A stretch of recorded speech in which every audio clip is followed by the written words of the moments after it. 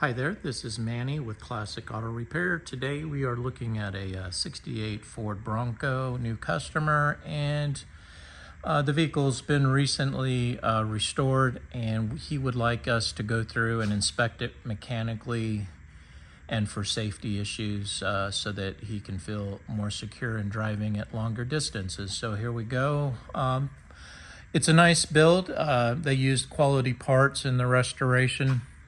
It does have a lift kit on it, so non-stock on the suspension. Customer states that it is leaning over to one side, and as I recommended here, a 4x4 shop can add a spacer here at the leaf spring. At the shackle leaf spring location right here, they can add as much as needed to get the body to set correctly so that it's not tilted one side or another. That's not something that we do here at this shop at this time. As I always do, I'm going to start from the very back of the vehicle and work forward. We're looking good. The exhaust system has all been replaced and is sounding real good. There's no metal on metal, and there's no loose parts on the exhaust system. It's in really good new condition, so no issues there. Starting back here in the back, fuel tank looks good. I don't see any leaks. It's got a electric fuel pump added to it. Don't know how old that filter is, but the tune-up that we're going to be doing, I will be replacing the fuel filter here as so that we make sure that we keep bringing in clean fuel up to the carburetor. Sending unit wire looks good. I don't see any problems there. Might want to, because this is an exhaust pipe right here, we may want to try to work on the clearance, maybe extending this rubber hose and getting the this stuff either away from it or in combination with some heat shield that I can add to this for safety, because you just don't want this fuel sitting so close to the exhaust as it is right here. So we want to create a little bit more buffer area. When the truck's been running a while, this pipe will get extremely hot.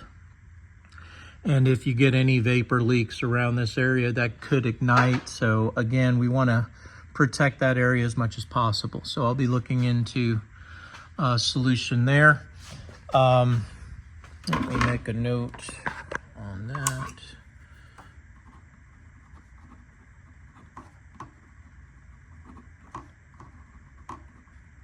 All right, let's continue on. Let's see, what do we got on the list? Okay, so looked at the rear leaf springs. These are new, again, extended. So you got extended shocks, you got extended leaf springs to get the height where it is. I don't see any issues with the installations. The bolts are all installed correctly with the right fasteners. Good quality shocks are added. So we're looking good there on the rear suspension.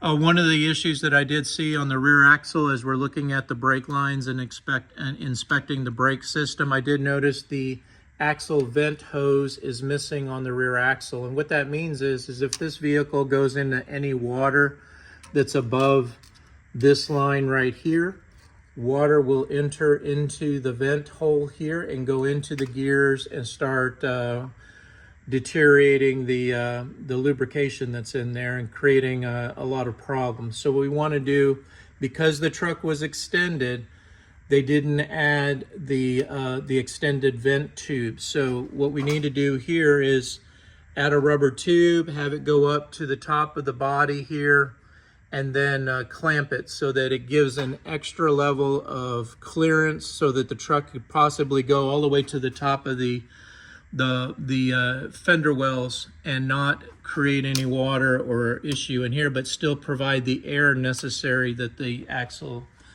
needs in there. On the front side, it's completely missing the fitting, which goes right here in this hole.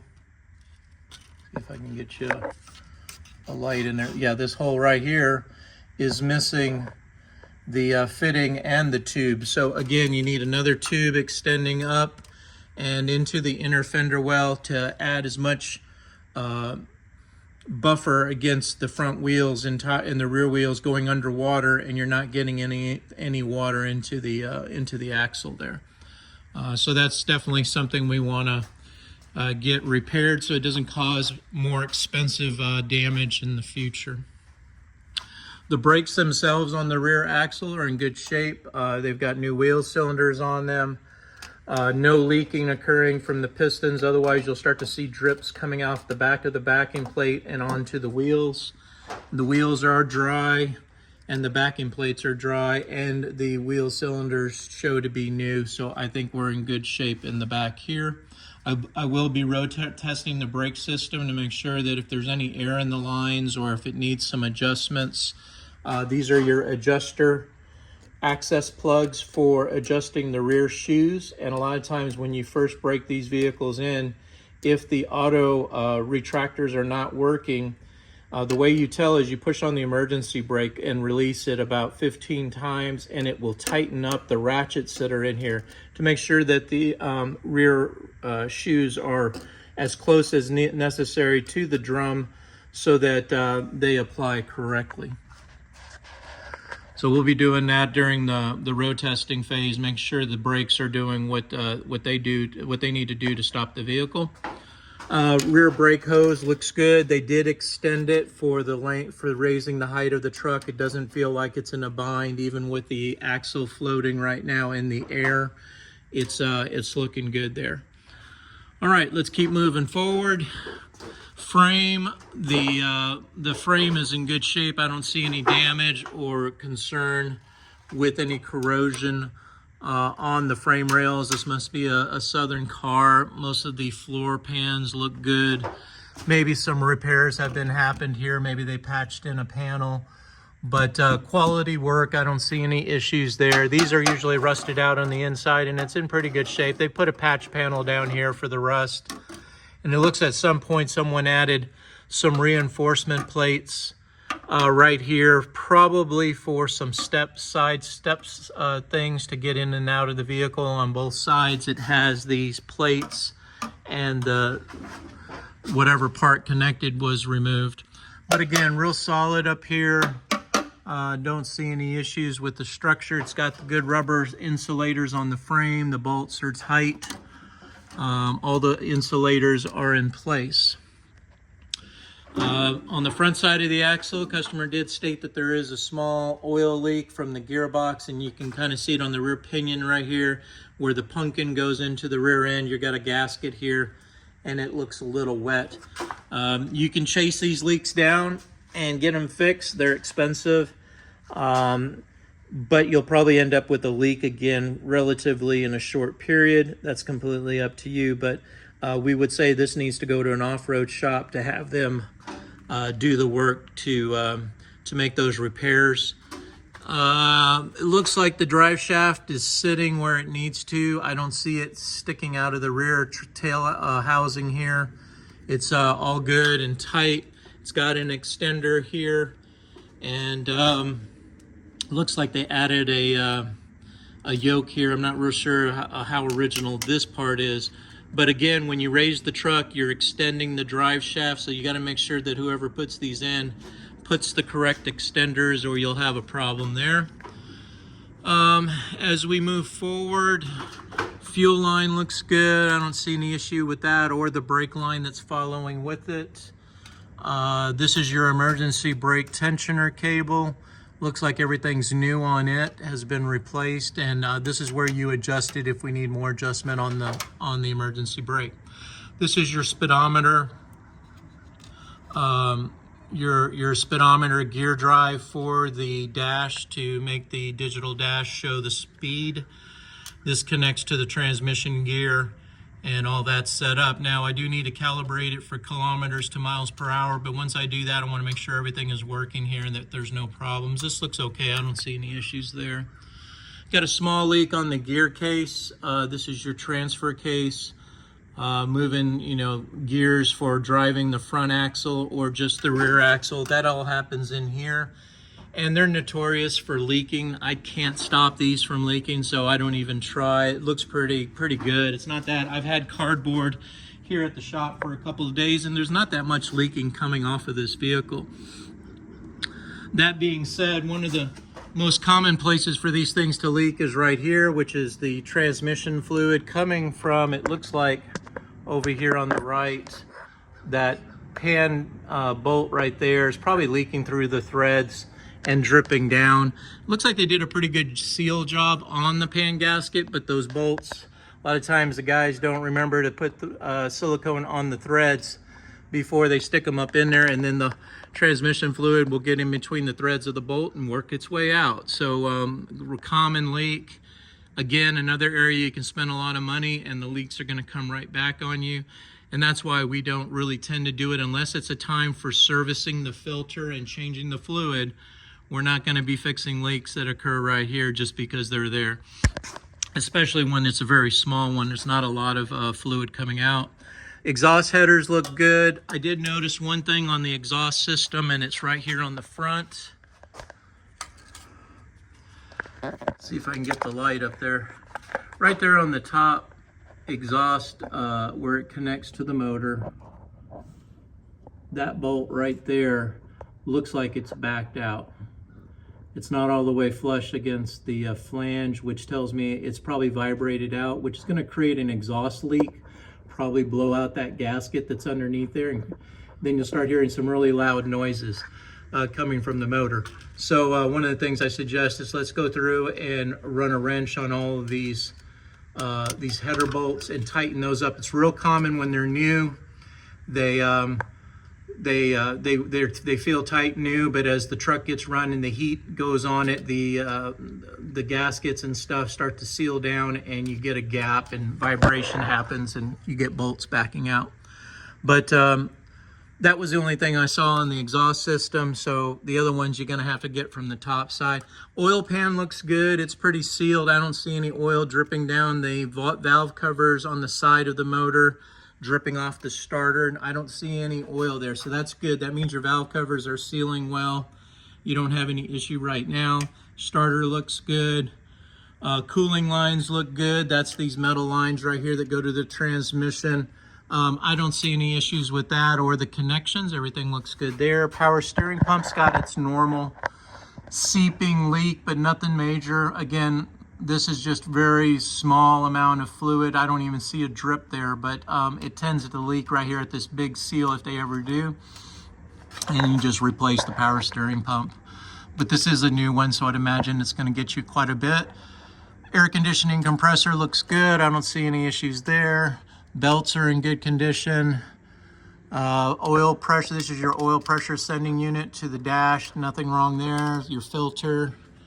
Radiator hose looks good. It's new. And only thing I see here is this is the bracket for your alternator, and it's on the bolt is all the way extended. So that means this belt, if it stretches as it gets older, this belt, you may have to get a shorter one so that you can get more play in this alternator adjustment. But right now it's tight, so I don't see any cause for concern right now. Radiator looks good. It's new. I don't see any leaks or corrosion from leaks on it.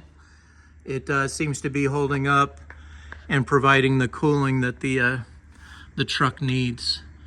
All right, so let's see if there's anything. Again, the brakes on the front are in good shape. This does have disc brakes on the front, and I did check the wear on the pads by getting up inside of here. I can see what I need to see and check the condition of the rotor, which is in good shape on both sides on the front. So the brake system, as far as the parts, everything looks right. Now we're just going to be going in there and checking for adjustments to see if there's any adjusting that needs to occur on the brake system. All the suspension components here are new and upgraded. I don't see anything that's standing out to me as being installed incorrectly or not tight. Everything looks like it's in pretty good condition to me. Make sure when you get oil changes that you get someone in here to grease these grease zerks. There's quite a few of them around, and most oil change places actually don't do this because new cars don't have these grease zerks. They're non-serviceable joints, where these ones have grease in between here, and you put the grease gun on here and it fills this up with new fresh grease. And there's a lot of pivot points, so you got to make sure that somebody knows what they're doing. That's why a lot of people bring their vehicles to us, because we deal with classic car suspension systems. We know what we're looking for. We know how to maintenance and service these older parts that are on these vehicles. Again, everything looks good here to me. I don't see any issues on the bottom side. They put the extended hoses, which is what you got to do when you raise the truck. They look good. They're not getting any impact from anything. I don't see any clearance issues. See some good brake dust, which means it is stopping and doing what it's supposed to. But I will be checking pressures once I get it on the road. This is your bottom of the steering box up there. I don't see any leaks occurring.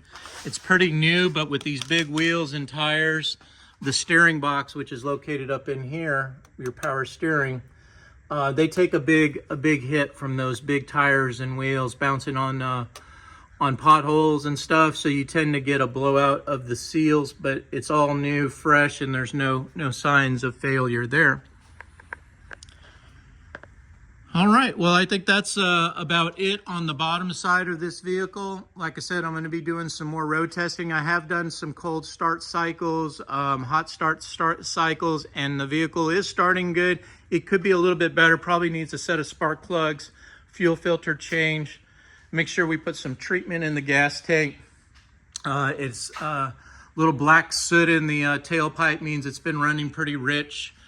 So we want to watch that condition, check the timing on the engine to make sure that it's set correctly, that the vacuum advance is working so it powers out under acceleration. We'll be checking all that stuff as I get a little more testing on the road, and I can report back on that.